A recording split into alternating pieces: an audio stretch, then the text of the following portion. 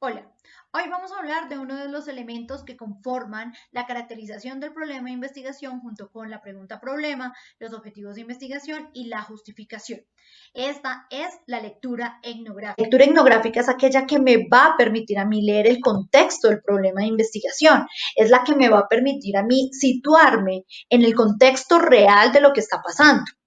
Nos va a permitir salir de lo empírico, es decir, de una idea inicial que nosotros tenemos del problema de investigación para situarnos en un contexto real y poder describir realmente qué es lo que pasa con los miembros de esta comunidad o cómo se está comportando el fenómeno que yo quiero investigar.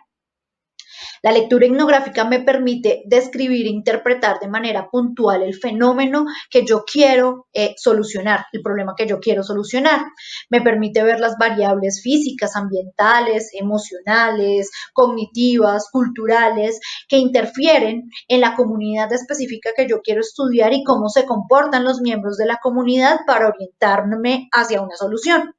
Cuando nosotros hablamos de esta descripción del contexto es porque la investigación se puede situar en un contexto muy amplio, por ejemplo, como el gimnasio moderno para quienes lo quieren hacer en el colegio. Sin embargo, muchas de estas investigaciones están situadas en un área de conocimiento específica o en una sección del colegio específica. Por lo tanto, no es lo mismo leer el contexto del gimnasio moderno que el contexto de bachillerato en el área de matemáticas o el contexto de semestralización en el área de español. Por lo tanto, cuando yo voy a definir mi problema de investigación, debo leer el contexto y debo situarme en las dinámicas que viven los miembros de esa muestra de investigación. Por lo tanto, la lectura etnográfica lo que me va a ayudar a mí es a comprender e interpretar esa realidad y cómo los miembros interactúan con esa realidad en un contexto mucho más amplio. Entonces, nosotros vamos a hacer esta investigación o esta primera lectura del contexto a partir de fuentes primarias, a partir de la observación, a partir de la encuesta, a través de la entrevista, para a partir de allí hacer una observación reflexiva, ese fenómeno que yo quiero investigar, para poder hacer una lectura completa del contexto a través de diferentes variables de manera comparativa. Cuando yo estoy haciendo investigación, lo que debo hacer es una triangulación. Esa triangulación me va a permitir a mí el analizar e interpretar la información encontrada en el campo. Entonces, yo puedo recoger la visión de un experto, hacer una observación y hacer un elemento de documentación o hacer un rastreo de documentación teórica y a partir de esa triangulación de datos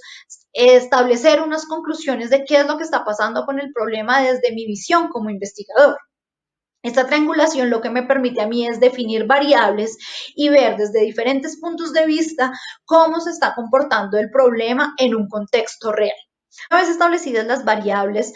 para la lectura etnográfica de nuestro contexto de investigación, debemos pensar en la triangulación de dichas variables a través de la recolección de información a través de diferentes fuentes. Como ya lo hemos mencionado, la observación es una de esas fuentes primarias que me va a permitir a mí recolectar datos de primera mano. La observación se puede hacer a través de videos, a través de fichas de observación, en donde yo tengo categorías y objetivos claros de qué es lo que busco ver y determinar en esa comunidad o en esa muestra que estoy observando. La investigación la observación puede ser participante o no participante. Es decir, cuando ustedes están vinculados y hacen parte de la comunidad, pueden ver de primera mano o si quieren verlo como individuos externos a ese contexto, pues sería una observación no participante. La encuesta y la entrevista me permiten hacer un sondeo de lo que piensan los miembros de la comunidad, me permite a mí establecer también unas categorías más cerradas y me permite cuantificar esas variables de investigación, me permite establecer unas gráficas, me permite mirar cómo se comporta numéricamente los miembros de la comunidad, pero también la entrevista me va a permitir a mí de manera cualitativa también determinar cómo se está moviendo, cómo está pensando, cómo está sintiendo o cómo el fenómeno está afectando a la comunidad. Los antecedentes son fundamentales porque me va a permitir a mí a través del rastreo bibliográfico o a través de documentos, muchas veces legales,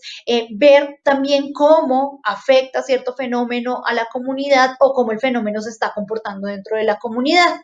Y efectivamente los expertos son esa guía que me permite a mí determinar una metodología, que me permite a mí ver desde la manera teórica y desde la experiencia cómo puede estar funcionando la comunidad, el contexto o cómo el fenómeno afecta a la comunidad. Entonces, vamos a ver algunos ejemplos de monografías del gimnasio moderno, de cómo se llevó a cabo esta primera triangulación y esta primera lectura del contexto. Vamos a ver la monografía de Nicholas Gardner del año 2018. Su pregunta de investigación era cómo implementar la cátedra de paz en el gimnasio moderno que se adapte a las circunstancias de la comunidad para preparar a las nuevas generaciones con relación a las situaciones reales por las que está pasando, por las que el país está pasando. Entonces, para él llegar a esta pregunta, él observó 3 variables para su lectura etnográfica. La primera fue una fuente documental. Entonces, él, a partir de diferentes documentos de la Secretaría de Educación y del Ministerio de Educación Nacional, pues indaga qué es la Cátedra de Paz, qué se dice sobre la Cátedra de Paz, qué es lo que espera o cuáles son las directrices desde los elementos curriculares que espera el Ministerio de Educación Nacional que se cumplan. A partir de esta documentación, él entonces entrevista a los profesores para saber qué opinan sobre la Cátedra de Paz, cómo se está llevando a cabo, si se está llevando a cabo. Entrevista al secretario general del colegio también con el fin de ver cómo desde la parte legal se está llevando a cabo la implementación de la Cátedra de Paz. Y finalmente realiza una encuesta para saber qué opinan los estudiantes sobre la Cátedra de Paz, si se lleva a cabo, si no se lleva a cabo, si les parece pertinente o no. A partir de la triangulación de estos 3 documentos, ¿sí? Lo que dice el ministerio, el resultado de las entrevistas y el análisis de esas entrevistas y los resultados de las encuestas, él puede llegar a determinar que hay falencias en la implementación de la Cátedra de Paz, que hay vacíos y que es necesario, por tanto, hacer una implementación o llegar a un producto o establecer un espacio en el gimnasio moderno que lleve a educar a los estudiantes del gimnasio moderno en la paz y en diferentes aspectos, pues para enfrentar todo lo que ocurre en cuestión de reinserción, pues todo lo que pasa con la JEP, etcétera, etcétera, que ve la necesidad y puede justificar desde una necesidad real su proyecto de investigación. Sigamos entonces con el trabajo de Camilo Vargas del 2019. Su pregunta de investigación es, ¿cuáles deberían ser las características comunes del programa de la carrera de Derecho de la Universidad de los Andes, Universidad Externado y de la Universidad Libre de Colombia que responda a las necesidades de la actualidad vinculadas a las TIC? Entonces, en este trabajo, él también mira 3 variables y es hacer desde el currículum una comparación y análisis de programas de derecho. Entonces, inicialmente, él va a las universidades y solicita los programas de las 3 universidades mencionadas y empieza a hacer una comparación semestre a semestre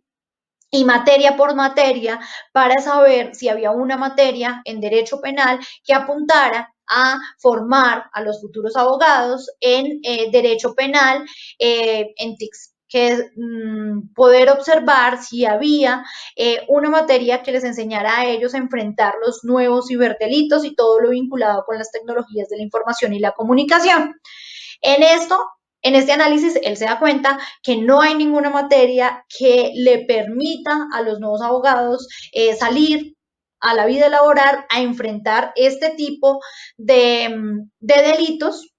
Por tanto, hay un vacío en ese programa académico que están presentando las universidades de derecho. Al identificar este vacío, realiza una entrevista a estudiantes de derecho para saber ellos cómo ven ese vacío, si en alguna de las materias que ellos ven, pues algún programa académico ofrece o vincula esto. O no, y allí también descubre que en efecto en las universidades lo que se vive en la realidad es que ninguno de los programas que ofrecen los profesores los prepara para salir a enfrentar los ciberdelitos, y además que únicamente se ofrece este tipo de materia como una especialización, lo que supone además entonces un pago adicional para quien se quiera especializar en ciberdelitos.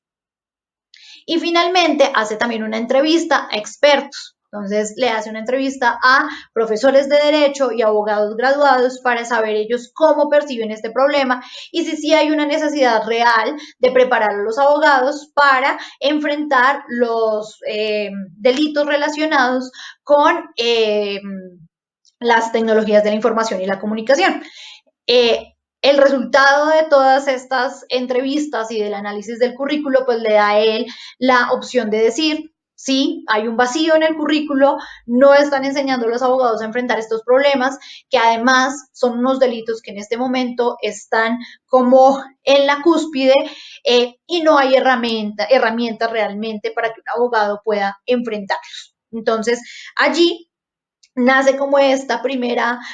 necesidad y de allí surge su problema de investigación y plantear una solución a un problema real. De Sebastián Robles del año 2019. ¿Cómo hacer un modelo de negocios para la producción sostenible de cuadernos basado en el sistema de economía circular? Sebastián, para este trabajo, hace su triangulación a partir de tres fuentes de información, tres variables diferentes. Primero, se documenta con el estado de la industria del papel y cuadernos en Colombia a través de artículos, a través de diferentes referentes bibliográficos que le permite determinar la deforestación, cuántas toneladas de papel se gastan al año, qué es lo que está pasando con el consumo de papel, y además hace una entrevista con el señor Dresner, quien tiene una empresa de cuadernos y puede además analizar qué es lo que está pasando con el mercado de cuadernos en Colombia. Después hace una entrevista con la Fundación Golero, que son los encargados del acopio de papel reciclado en el gimnasio moderno, y pues a partir de allí él empieza a determinar cuánto papel se desperdicia, cuántas toneladas de papel aproximadamente mensualmente el colegio produce, y además las condiciones laborales de las personas que trabajan en la Fundación Golero. Y finalmente, una entrevista con la Asociación de Padres que le permite a él ver la demanda de cuadernos y además hacer un estudio de mercado de los cuadernos en el gimnasio moderno. Entonces, cuántos cuadernos se compran anualmente, cuánta ganancia representa, el costo de los cuadernos. También, por ejemplo, analizaba cuánto papel se recoge reciclado anualmente y cuánto papel se necesita para hacer cuadernos reciclados y si hay una ganancia efectiva. Entonces, a partir de toda esta triangulación de la información, de una fuente documental y de entrevistas con la fundación y con Asopadres, que son como dos de los agentes o de los canales que le permitiría a él desarrollar su modelo de negocios, pues puede establecer que sí puede ser sostenible, que sí es factible y empezar a desarrollar su proyecto de investigación. Como podemos ver, la lectura etnográfica hace parte fundamental de la caracterización del problema de investigación. Es a través de ella en que descubrimos las características, elementos o situaciones que influyen en el desarrollo del fenómeno que queremos investigar, y a través de ella identificamos las variables que nos puede dar la ruta para la metodología de investigación y nuestro marco teórico.